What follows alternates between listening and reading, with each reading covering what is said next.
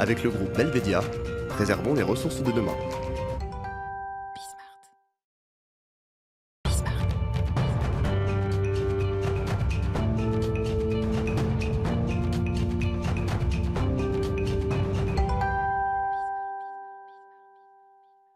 Dans Fenêtre sur emploi, Hélène Chahine, déléguée générale de la Fondation C'est Génial, nous a rejoint. Bonjour. Bonjour. Merci d'être avec nous.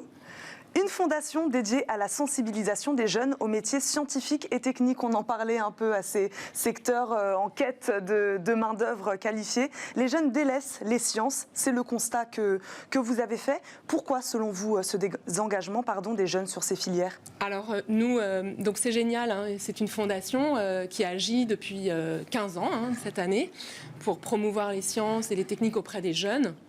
Et ce sont des entreprises industrielles et technologiques qui se sont engagées pour justement faire connaître leur métier, promouvoir les métiers, parce qu'elles ont fait ce constat de peut-être un moindre intérêt. Et ce constat, il est aussi très fort auprès des filles.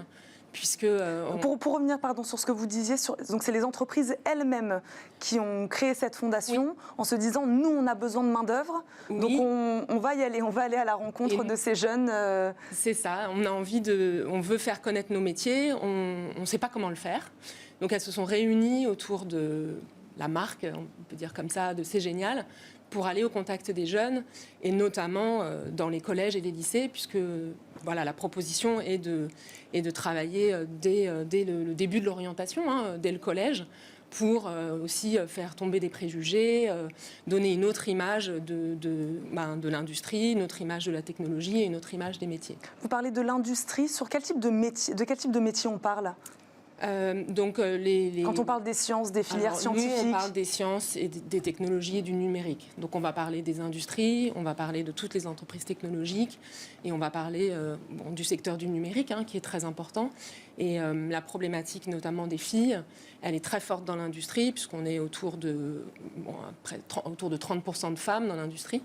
Et dans le numérique, c'est bien en dessous. Et pourtant, ce sont des métiers où il y a des carrières qui sont...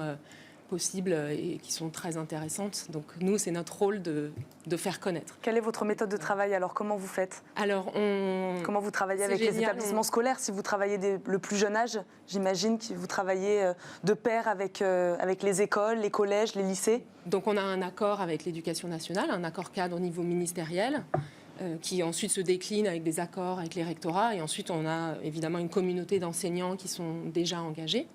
Mais vraiment, l'ADN de ce qu'on fait, c'est de la rencontre. Et dans chaque rencontre, il y a un échange, un moment pour faire connaissance. Et chaque participant y trouve de la satisfaction. Donc des rencontres, concrètement, c'est des visites pour les professeurs, pour pouvoir mieux comprendre l'entreprise, mieux comprendre les métiers. Les entreprises ont beaucoup changé, l'usine a beaucoup évolué, et les enseignants ne le savent pas. Et puis l'autre type de rencontres sont des rencontres dans les classes. Donc des collaborateurs des entreprises viennent en classe, parlent de leur métier, répondent à des questions. Les jeunes ont vraiment besoin d'être au contact. Une fiche métier, c'est formidable, mais la vraie vie, des parcours qui ne sont pas toujours linéaires, qui sont des exemples pour les jeunes, c'est beaucoup plus parlant que simplement une lecture. La rencontre, j'imagine qu'elle a dû être difficile en cette année 2020 où tout le monde était confiné. Comment vous avez fait ? Elle est difficile. Donc on a fait beaucoup de choses évidemment à distance. Alors le lien évidemment est différent, ça passe pas de la même façon. Mais en tout cas, on a fait beaucoup de formats de webinaires et des rencontres à distance. Donc ça fonctionne aussi et ça apporte beaucoup de satisfaction aussi aux uns et aux autres. Rodolphe Delacroix, j'ai envie de vous faire réagir sur cette initiative. On voit bien qu'il y a un problème d'orientation aujourd'hui en France. Absolument. Et moi, j'ai toujours pensé que dans le domaine de l'industrie et de la tech, c'était un peu trop masculin. et je pense que c'est vraiment faire œuvre utile de susciter des vocations très, très jeunes à l'école pour que des jeunes femmes s'orientent vers des métiers auxquels elles se destinent pas naturellement, et je dirais même de moins en moins, presque régresser sur ce sujet. Et moi, je pense que ça apporte apporterait un regard un peu renouvelé sur la manière de gérer ces emplois, ces secteurs d'activité et le monde de la technologie qui régit nos vies de plus en plus. Je trouve quand même, il a tendance à être binaire. C'est peut-être la définition même de l'informatique, 0,1, 0,1, 0,1, mais la vie est plus complexe. Et je pense que c'est vraiment très important ce que vous tentez. Comment vous les aidez, ces filles, à passer ce cap? Parce qu'il y a presque un cap psychologique aussi. On voit bien, s'il y a autant d'écarts et qu'elles sont aussi peu représentées dans ces filières-là, c'est bien qu'elles se disent qu'elles ne peuvent pas ou que c'est pas pour elles. Il y a un cap psychologique. Il y a plein de raisons. Il y a plein de raisons, mais effectivement, en tout cas, nous, ce qu'on voit et ce qu'on essaye de faire, c'est vraiment de faire intervenir notamment des femmes qui sont comme des rôles modèles. Alors un rôle modèle, c'est pas une femme qui a un parcours absolument sans faute et exemplaire qui peut mettre un peu de distance. C'est des femmes qui sont épanouies dans leur travail et qui ont fait un parcours accessible. Donc c'est à travers ça, à travers le témoignage, qu'on fait tomber des préjugés, peut-être un manque de confiance ou plein de raisons qui sont amenées par la société ou par de l'autocensure. Enfin, voilà. Donc, ce que vous dites est très important. Il y a vraiment un enjeu aujourd'hui de recrutement, puisque la difficulté à recruter a augmenté ces dernières années. Et puis, il y a des enjeux très importants liés à l'écologie, liés à la transformation numérique. Et nous, le message qu'on veut faire passer, c'est qu'il y a des métiers intéressants et on a besoin de jeunes engagés, éclairés aussi, qui peuvent agir et se poser des questions et faire avancer la société et les entreprises demain. Donc il faut agir maintenant. Donc on a créé une plateforme qui permet de faciliter la relation, qui s'appelle C'est Génial Connect, et qui a vraiment pour objectif de faire en sorte que partout en France, un enseignant qui veut faire intervenir quelqu'un dans sa classe peut le faire facilement et de faciliter ça pour vraiment engager les uns et les autres. Et les collaborateurs des entreprises qui s'engagent, c'est vraiment aussi très valorisant pour eux. Donc il y a aussi une action RH dans ce qu'on fait. Vous trouvez que l'État joue bien son rôle là-dessus ?